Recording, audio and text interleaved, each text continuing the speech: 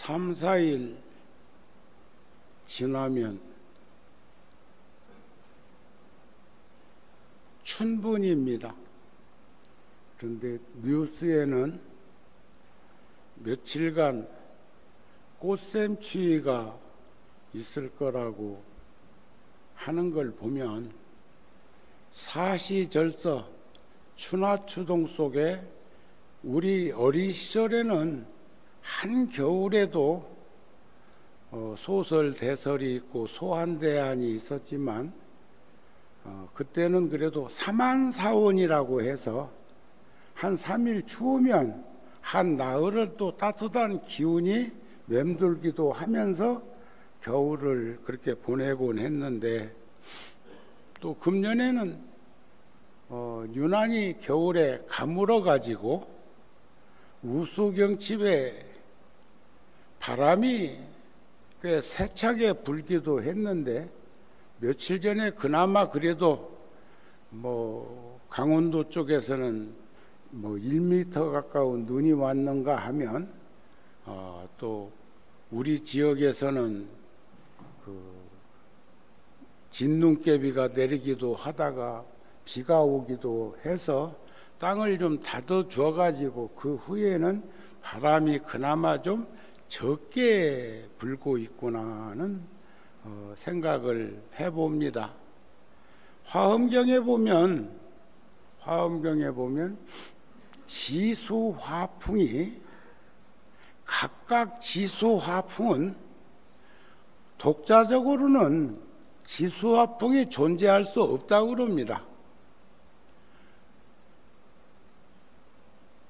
흙은 분진이고, 물은 얼음덩어리고, 불은 진공 상태고, 바람은 불지 않지만 능엄경에 보면 그것이 전부 지수화풍 속에 또 지수화풍이 함께 공유해야 자연스러움이 이제 파생되는 건데, 맑고 깨끗한 마음이 어둡고 침침한 허공과 만나서 부딪히고 요동치고 흔들리다가 바람 기운 생기고, 마찰력에 불 기운 생기고, 녹은 것은 물 기운이 되고 굳은 것은 흙 기운이 되어서 이 허공계에 지수화풍으로 이루어져 있는 지구가 생겼다고 그러는데, 지구 나이를 과학자들은 45억 년쯤 되었다고 말을 합니다. 그런데 며칠 전에 서가엘의 부처님 불기 2569년, 굉장히 먼 시간이고 긴 시간이고 오래된 시간처럼 보이는데, 지구 나이에 비하면 2500~600년은 명암도 못 내놓을 시간 아닌가 싶기도 하고, 또 그런가 하면 그런 생각 저런 생각을 모아보면서 이런 생각을 해봤어요. 하루는 자전하는 지구 한 바퀴 도는 거리인데 그것을 하루라고 그래요. 그런데 킬로미터로 4만 킬로미터쯤 된다고 그래, 지구 한 바퀴가. 그러니까 하루가 지났다는 말은, 하루를 살았다는 말은 우리의 여정으로 보면 4만 킬로를 어디론가 가고 있다 소리도 됩니다. 그게 태어나서 늙고 병들고 죽음으로 내몰아치는 그 명이 다하는 그날까지로 얘기하면 그 거리는 어마어마한 거리 아닌가요? 제가 지금 겨울에는 그래도 원체 바람이 많이 불고 날씨가 춥고 그러면 내가 계획했던 거리보다는 적게 걸은 날도 있지만, 근간에 와갖고 2월 달부터 지금 3월 중순까지는 하루도 빼놓지 않고 거리로는 적게는 8km에서 조금 더 걸었다 싶으면 12km 정도까지 걷고 있으니까 그것도 하루도 안 빼놓고 휴대폰에 그거 찍힙니다. 4주 연속으로 지금 그만큼 걷고 있는데, 그래 봤자 하루라는 인생의 거리는 4만 킬로미터인데 비해서 5km, 6km, 7km, 8km, 9km, 10km 그거 걷는다고 그래가지고 그 거리에다가 어떻게 비견할 수가 있겠는가 하는 생각도 들어지더라, 그런 말이에요. 우리 시간 소중하게 쓰셔야 됩니다. 부처님께서 열반하시면서 그런 말씀 안 하셨습니까? 내가 떠남을 보고 그것을 죽음으로 알지 말아라. 부처님이 80에 2569년 전에 열반에 드실 때 제자들이 울고 불고 난리가 나니까 내가 떠나는 것을 보고 그것을 죽음으로 알지 말아라. 열반은 번뇌가 일어나지 않는 것, 탐욕과 썩냄과 어리석음이 일어나지 않는 걸 열반이라고 그러는데, 열반은 죽음이 아니니라. 내가 지금 열반에 지금 들고자 하는데 그 떠남을 보면서 그것을 죽음으로 알지 말아라. 열반은 죽음이 아니니라. 열반은 죽음이 아니야? 죽음이라는 것은 이 육신, 지수, 화풍, 4대로 이루어져 있는 이 몸의 죽음이라는 것을 잊지 말아라. 육신은, 이 몸은 부모에게서 받은 거예요. 부모 없이 우리 태어났습니까? 부모에게서 받은 것이므로 늙고 병들고 죽는 것은 어쩔 수 없는 일이다. 이 육신은 여기에서 떠나더라도 죽더라도 깨달음의 지혜는 영원히 진리의 길에 살아있을 것이다. 모든 것은 무상하나니 모든 것은 덧없나니 게으르지 말고 부지런히 정진해라. 이것이 부처님의 마지막 열반경의 교설입니다. 자, 우리는 하루에 4만 킬로미터의 인생을 지금 스치고 어디론가 지금 가고 있는 거, 어디로 가는가 분명히 들여다볼 수 있고 감지할 수 있어야 되겠다는 생각을 이 나이 먹고서야 느낀다는 거요. 편히 앉으세요. 석종 박안영 스님께서 늙음을 허무하다고 말하는 이들에게 이런 사자우를 하셨어요. 늙음, 생로병사, 늙음이 허무하다는 것은 죽음도 삶도 깊이 들여다보고 모르는 입에서 나오는 말이다, 법이다. 한지, 딱지 이렇게 물에다 녹여가지고 만드는 한지에 먹물이 번지듯이 햇살이 창에 스며들듯이 죽음은 그렇게 삶에 스며드는 것이다. 밝게 스며드는 죽음을 알게 되면, 밝게, 아까 여기서 말하는 죽음이란 이 몸의 죽음이라는 걸 잊지 마라. 내가 떠남을 보고 그것을 죽음으로 알지 말라. 열반은 죽음이 아니니라 하신 부처님 말씀처럼 죽음은 삶에 스며드는 것, 밝게 스며드는 죽음을 알게 되면, 그러니까 인과를 믿고 윤회를 부정하지 않고 살게 되면 자작자수요 자업자득이요 자성자박인데, 욕지 내생사인된 전생사인된 금생의 수자시요, 욕지 내생사인된 금생의 작자시라 안 했습니까?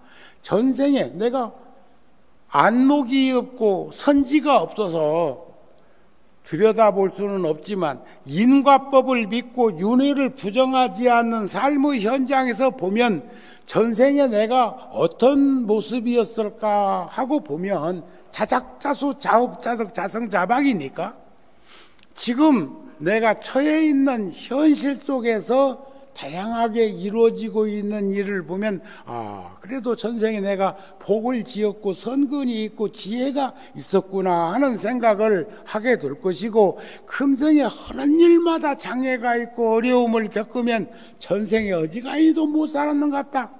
그러면 전생에 잘 못 살았다고 생각이 되면 다음 생을 봐서라도, 다음 시간을 봐서라도 하루에 4만 킬로미터나 달려가고 있는 저 인생살이에서 우리가 이렇게 허망하게, 허탈하게, 허무하게 시간을 보낼 것이 아니지 않겠는가? 그러면 어떻게 해야 될 것인가? 다음 생을 보고자 하거든 금생에 내가 하고 있는 모습을 보면 전생이 역력하게 드러나는 것이 아닐까? 그래서 우리는 잘 삽시다. 잘 살아갑시다. 지금도 잘 살아오고 있겠지만 그래도 지나온 시간 되돌아보면 아쉽고 미진하고 부족한 것이 있기 마련이니까 지금부터라도, 늦었다고 생각되는 게 결코 늦은 시간이 아니요, 지금부터라도 더 부처님 가르침대로 잘 살 수 있도록 노력하는 것이 꼭 필요한 것 아니겠는가 하는 제안을 여러분들한테 드리는데, 공감되신가요? 이해되시는가요? 밝게 스며드는 죽음을 알게 되면 늙는 것도 이제 더 이상 두려운 게 아니요. 늙는 것도. 저는 사람들이 묻습니다. 스님은 건강해 보이는데 뭐 그렇게 매일 걷고 그럽니까? 예?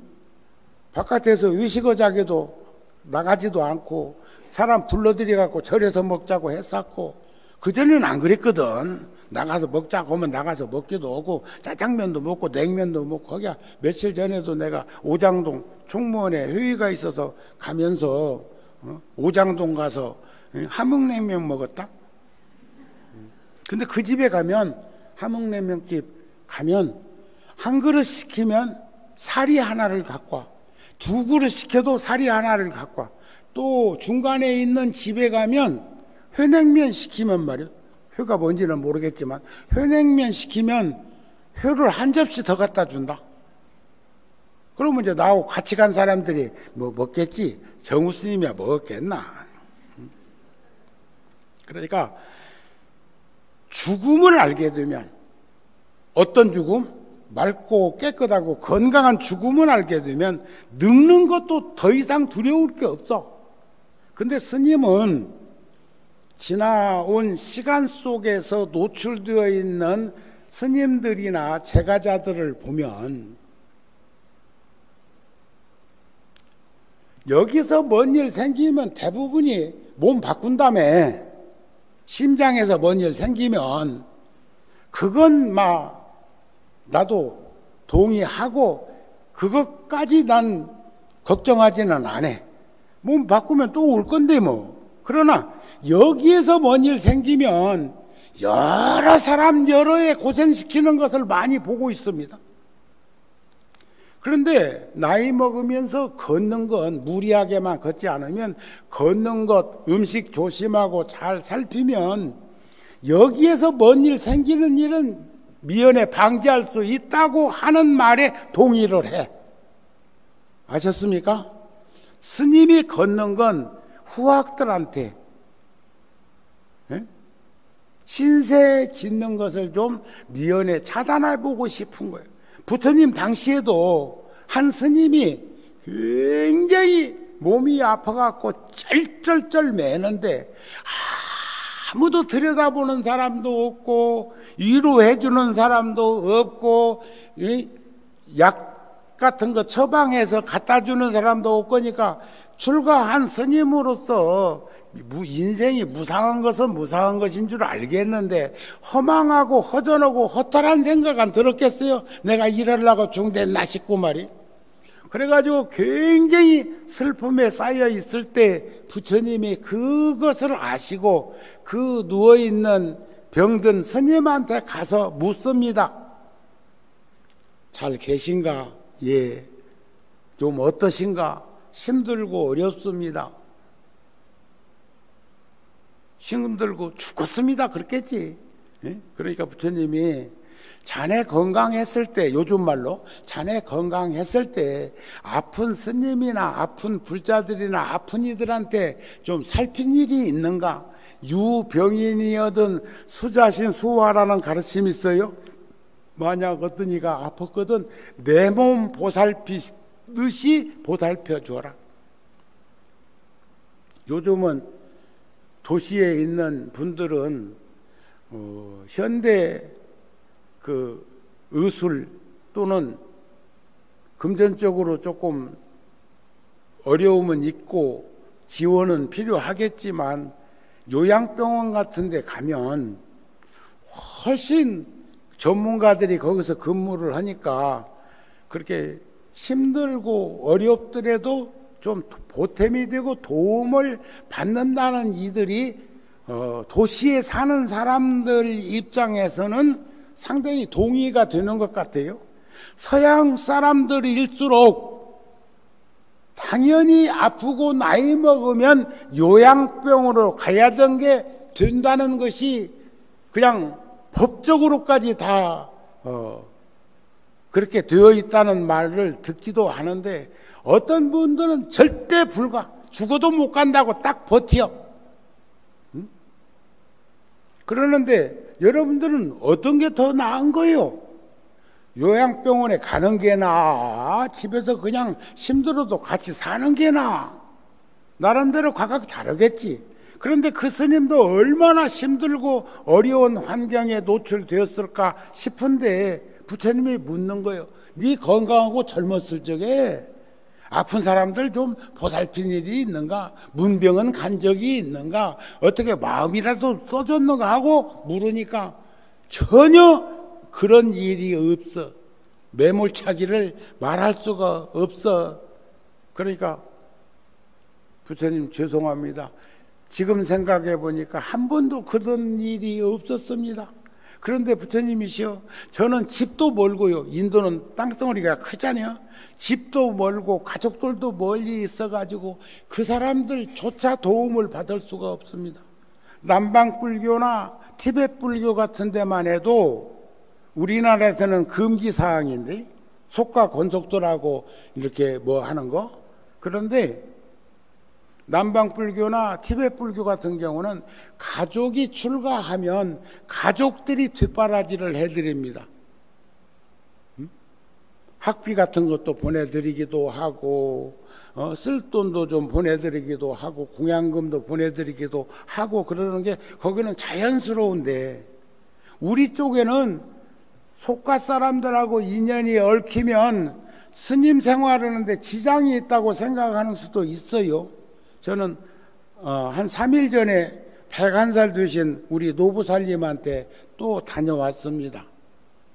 그랬는데 옆에서 노부살님하고 나오고 이렇게 있는 걸 영상으로 찍기도 하고 사진을 찍어서 나한테 보내준 거 보니까 보살님이 내 옷깃도 여미어주고 옷깃도 이렇게 누비옷 입고 갔는데 쓰다듬어주고 팔 이 안에다가 제가 반팔 입고 갔는데 그날 이제 거기 갔다가 거기서부터 이제 구룡사까지 이제 걷는 코스가 저기 저 과천 가는 꽃시장 있는 거기까지니까 그렇게 해가지고 이제 오려고 반팔 입고 나갔는데 에?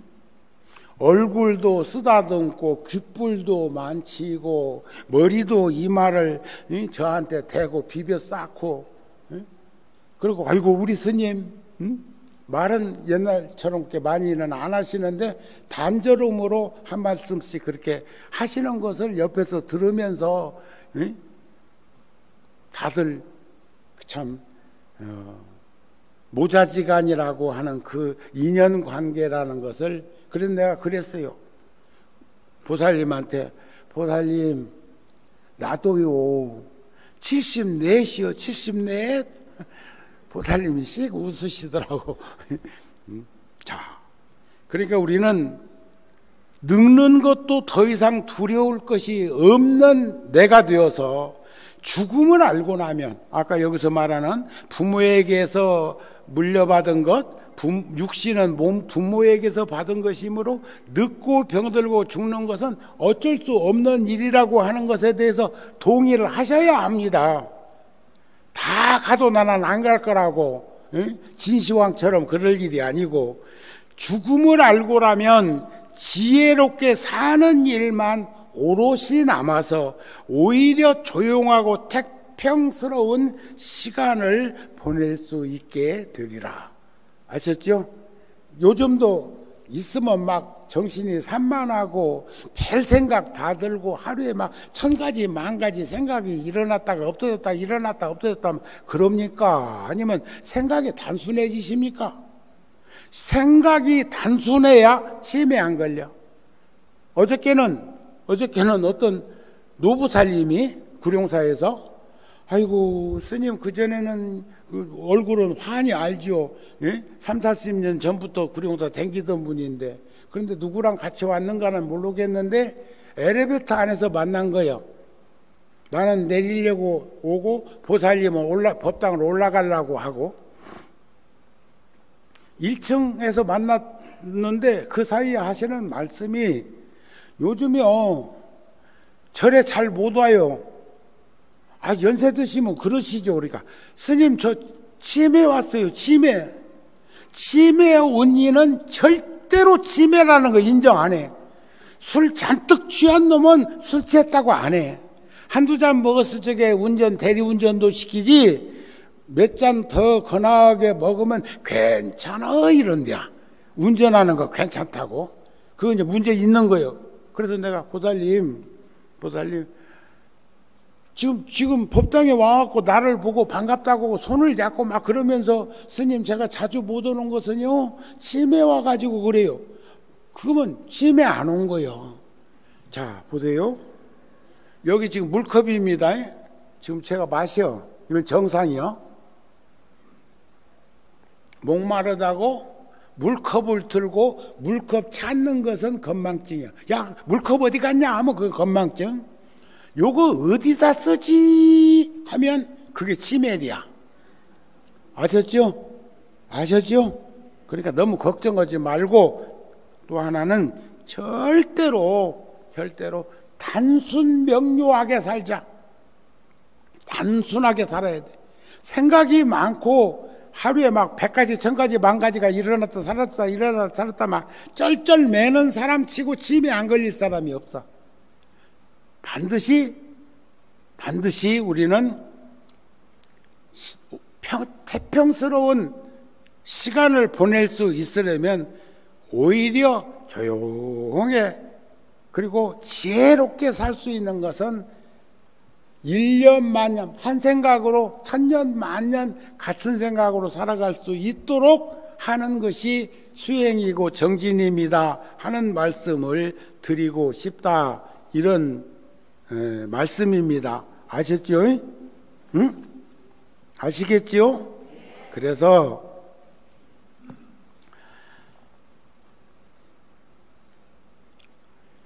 서양 글에 보니까 마음의 평화, 안심인명, 내가 나에게 줄 수 있는 최고의 선물이다 그랬더라고. 서양 사람들도 굉장해. 이런 거 보면 마음의 평화는 내가 나에게 줄 수 있는 최고의 선물이다. 어느 누구도 그것을 대신해 줄 수는 없다. 과거에 무슨 일이 있었건 내 삶을 사랑하고 내 삶 속에서 나와 함께 그것을 공유했던 사람들을 사랑함으로써 나 자신을 용서할 수가 있다. 그렇습니다. 모든 것은 나로부터 출발해. 모든 것은 마음의 평화는 내가 나에게 줄 수 있는 최고의 선물인데, 그 선물을 주고 못 주는 것은 나에게 달려있다는 것도 볼 수 있었으면 좋겠다. 또 그런가 하면 인생 수업이라는 글에 보니까 배움을 얻는다는 것은 자신의 인생을 사는 것을 의미한다. 갑자기 더 행복해지거나 강해지는 것이 아니라 세상을 더 이해하고 자기 자신과 더 평화로워지는 것을 의미한다. 가까워지는 것을 의미하고 서로가 서로에게 마음을 열어주는 것을 의미하는 것인데, 내가 나에게도 마음의 문을 열어줘야 된다는 거예요.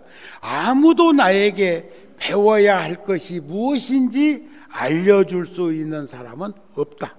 그것을 발견하는 것은 나만의 여행이다 하는 것이 인생 수업이라는 글에서 제가 하도 좋아서 발췌를 한 거거든요. 그래서 내가 세상에 태어났다는 그 생각에 머무르는 순간 나는 내 인생에, 내 삶에 대해, 내 생활에 대해서 책임질 줄 알아야 되는데, 중생들은 가꾸려 한다는, 가꾸려. 제가요, 구룡사 불자 중에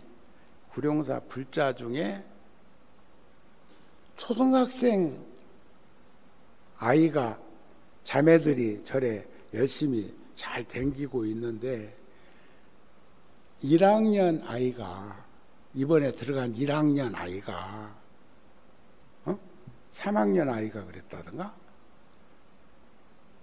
지가 제일 좋아하는 유치원도, 그 동네 유치원은 그 학교로 다 배정받았겠지. 그런데 유치원에 친했던 머스마가 3반으로 가고 지는 2반으로 남았다네. 그래가지고 딱 나자빠져갖고 학교 안 가겠다고 거부해갖고 할아버지 할머니까지 동원됐다는 거야. 와, 8살 먹은 아이가 지가 유치원 때 좋아하고 친했던 친구가 같은 학교 같은 반에 배정이 안 되고, 그러니까 또 언니가 이따가 하는 말이, 아이고야, 그럴 줄 알았으면 온만이 밤매운 기도를 좀 하지. 그런데 지는 또 반장 선거 해가지고 3표만 딴 데로 가고 나머지는 다 자기를 지원해가지고 지지해가지고 반장이 됐다고 하는 말을 하는데, 그 아이 말이 재밌어. 온만이 밤매운 기도를 무척 했다는 거예요. 그런데 그 어린 아이들이, 그게 아이입니까? 불성의 자리, 숭금덩어리는 똑같은 거예요. 모양만 다를 뿐이지. 그래서 이 세상에 태어났다는 생각을 한 번만 접으면, 정우 스님이 그동안 불사하면서도 저 나름대로는 제 혼자 다짐하고 확인하고 인식했던 게 하나 있어요. 누군가 해야 될 일이라면 내가 앞장서서 하자. 누구도 할 수 있는 일이라면 주고 가자. 그런 심정, 그런 마음. 그러니까 누군가 해야 될 일이라면 내가 앞장서서 그 일을 하려고 노력을 하고, 그 일을 누구도 할 수 있는 일이라고 생각되면 그 일을 그에게 주고 떠날 수 있는 내가 된다는 것, 이거 중요한 거 아닌가요? 그게 꼭 뭐 물질적이고 형상적이고 유형적이고 세속적인 그런 것만을 의미하는 것은 아닌데, 세상에 태어났다는 생각을 한 번만 접으면, 석촌호수에 있는 불광사의 광덕 큰 스님이, 제가 10대 때 은사 스님하고 친한 도반 스님이었으니까 제가 홍법 스님 제자인 것을 아시고 또 저한테 한번 그런 말씀을 하신 적이 있어요. 정우, 내 말 들어봐라. 금생에 한 번만 이 세상에 아는 요랑 치면, 크게 뭐 헌신이니 봉사니 희생이니 그런 말 하지 말고, 한 번만 안 태어났다고 생각하면 무슨 일이든지 다 할 수 있다. 내가 보니까 정우도 한 번만 이 세상에 안 태어났다고만 생각하면 만만치 않겠다, 야. 그런 힘과 용기와 지혜를 주셨던 어른들이 제 주변에 한두 분이었겠습니까? 모든 것을 한 발짝씩만 뒤로 물러설 수만 있다면 또 수행정진하는 그런 출가자가 될 수가 있을 것이고, 또 제가에 머물러서도 그렇게 한쪽에 편승해가지고 편중돼갖고 그렇게 아집과 편견으로 이렇게 요즘 광화문에서 양분되어 있는 그런 일들, 그거 여러분들 잘하는 일이라고 생각되세요? 어떤 정치인이 그럽디다. 야당은요, 여당 물고 늘어지려고 야당하는 겁니다 이러더라고. 아니요. 직분을 다하는 것은 국가와 민족을 위해서, 국민들의 복리를 위해서, 심쓰기 위해서 선출직으로 나와갖고 정치를 하는 것이지, 여당은 야당 잡으려고 하고 야당은 여당 잡으려고 하는 그런 정치인이 무슨 정치인입니까? 직업군이지. 그렇지 않은가요? 저는 그렇게 생각 안 해. 선출되어서 직분을 다하려고 노력하는 정치인들이 되고 공직자가 되고 해야 된다는 거예요. 이 종교인도 스님이 됐든 다른 종교가 됐든 간에 지금 하고 있는 자기의 일이 직업이 돼서는 안 된다는 생각입니다. 그래서 저는 부처님께서는 만중생에게 가장 서비스를 잘하신 분이고, 우리가 출가해서 열반까지도 부제를 뭐라고 붙였어? 우리도 부처님같이. 우리도 부처님같이 살자고 하는 것은 우리들도 만중생에게 나오고 인연이 있는 분한테만이라도 우리 만중생한테 평등하게 대할 수 있는 자비나 연민심이나 보리심이 부족하다면 가까운 식구들한테만이라도 좀 더 잘 대해주면서 살면 얼마나 좋을까. 그래서 저는 종교인은 직업이 뭐냐고 물으면 서비스라고 하라는 거예요. 저도 노력합니다. 서비스 하려고. 근데 그게 잘 안 되더라고요. 자, 아무리 어려운 일을 시작할 때에도 이 세상에 태어나지 않은 요량으로 그 일에 임하면 그 일을 마치고 되돌아가는 모습을 잃어버리지 않는 삶을 살게 될 것이고, 세상을 마치고 떠날 수 있는 그러한 자세를 가지게 된다면 미련 없이 여한 없이 살다가 그런 모습 잃어버리지 않게 될 것이 아닌가. 우리 불교에도 절이, 사찰이, 공찰이 있고 사설사음이라는 게 있어요. 사바세계 그 법이 그래서 그런지 몰라도 자기가 세운 절은 그걸 사설이라고 그래서 그 스님 생전에는 인정을 해주고 그 제자들도 사자상승해서 그것을 이어갈 수 있도록 법이 되어 있어요.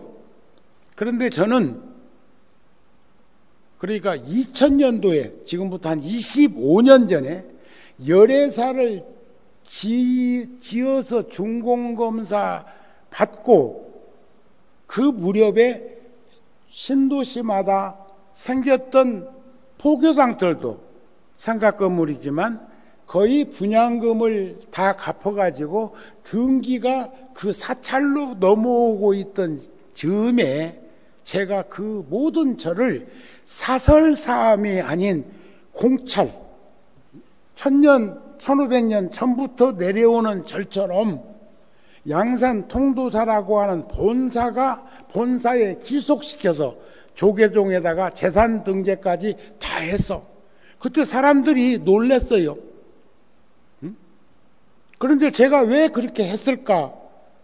제가 그렇게 한 것은 다음에 내가 선지도 부족하고 수행력도 부족한 정우가 나이 먹어가지고 노탐, 병탐, 사탐이 걸려가지고 어려움을 겪게 되면 그때는 횡포 부릴 수 있어요. 횡포 부리면 안 돼, 종교인은. 그래서 그것을 통도사에게 모든 권리와 의무를 다 했어. 그런데도 아직까지는 여기 소임자들이 잘 살고 있어서 모든 포교당은 저에게 통도사에서 묻습니다. 이번에 주지두가 올라오던데 스님 그렇게 해도 되겠습니까? 하고 내 살아생전에는 아마 그렇게 하겠지만 훗날 내 사후에는 그것도 묻지 않고 그냥 본사에서 주지를 임명해서 소임보게 하는 것이 많은 옛날부터 내려오는 사찰의 모습인데, 지금 제가 그렇게 했다는 것은 그때 제가 뭐 우월감에 그런 것이 아니라, 어떤 이는 그래요. 아이고 스님은 힘이 넘쳐가지고 그렇게 해도 괜찮지만 힘없는 이들은 그렇게 되면 절 뺏깁니다. 그런 말을 하는 사람도 있어. 더러는 특히 비구니 스님들. 그런데 전 그렇게 생각하지 않습니다. 잘 사는 사람이 주인이어야 되고 잘 살고 있는 이가 주인공이 되어야 된다는 그런 마음은 한결 같습니다. 그래서 나이 먹으면서 병들어서 세상 떠나기 전에 제가 창건주라고 하는 미명하에 횡포를 부리는 것을 미연에 차단한 것은, 이것은 많은 이들에게 찬사를 들을 만한 행동이었다, 그렇게 생각해요.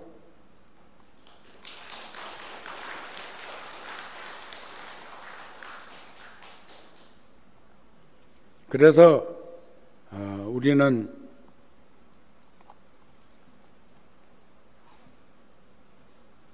중국 사람 글인데요, 팡차 오우라고 하는 이가 써놓은 글인데, 나를 지켜내는 것 해가지고 했는데, 눈이 흐려져서 눈앞이 어른어른 거릴 때는 무엇보다도 사물을 잘못 보게 되고, 귀에 귀병이 들면 기울림이 있을 때는, 저도 굉장히 이게 몸이 힘들고 어려웠을 때는 자주 그런 건 아닌데 가끔 그런 경험이 있어. 자다가 눈을 떴는데 막 지구 돌아가는 소리가 들리는 것처럼 엄청난 굉음이 귀에 다가오는 그런 소리.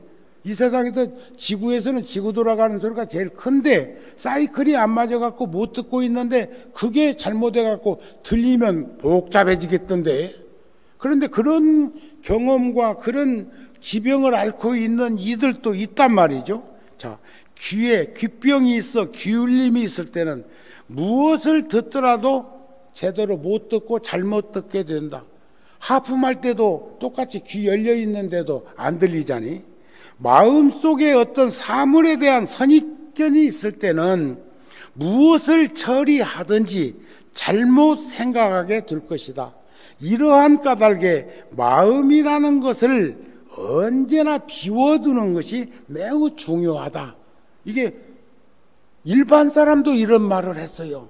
살아보니까 마음이라는 것을 늘 비워놓고 살면 거기에 뭐든지 담을 수 있는, 지금 여기 물이거든요. 맹물. 근데 어떤 절에 법문으로 가면 무척 신경 써갖고 마음 써준다고 대추차를, 쌍화탕차를 끓여갖고 거기다가 대추도 총총총 썰어놓고 잣도 띄우는 사람이 있어. 그게 최고의 예우라고 생각을 할지는 모르겠지만, 법문하다가 입술을 적시기 위해서 입술을 대야 되는데 그 차를 입에다 넣으면 잣도 씹히고 대추도 씹히니까 법문하다 말고 뭐 씹어 먹어야 되는 거 아니야? 아무리 좋은 금도 눈 속에 집어넣을 수 없는 것처럼 우리는 그런 것들을 잘 살피고 보듬으면서 살 수 있는 내가 되었으면 좋겠습니다 하는 말씀을 드리고 싶었습니다. 아셨죠? 그래서 불교에서는 문사수, 잘 듣고 들음으로 또 생각으로 닦음으로 문사수 수행법이라는 거 있어. 잘 좋은 걸 듣고 잘 좋은 걸 생각하고 잘 올바른 수행을 함으로써 모든 것은 듣고 생각하고 수행하는 단계를 거쳐야 보리심이 증장되고 안욕따라 삼약삼보리를 이루게 될 것이다 하는 말씀으로 오늘 법문은 마치고자 합니다. 성불하세요.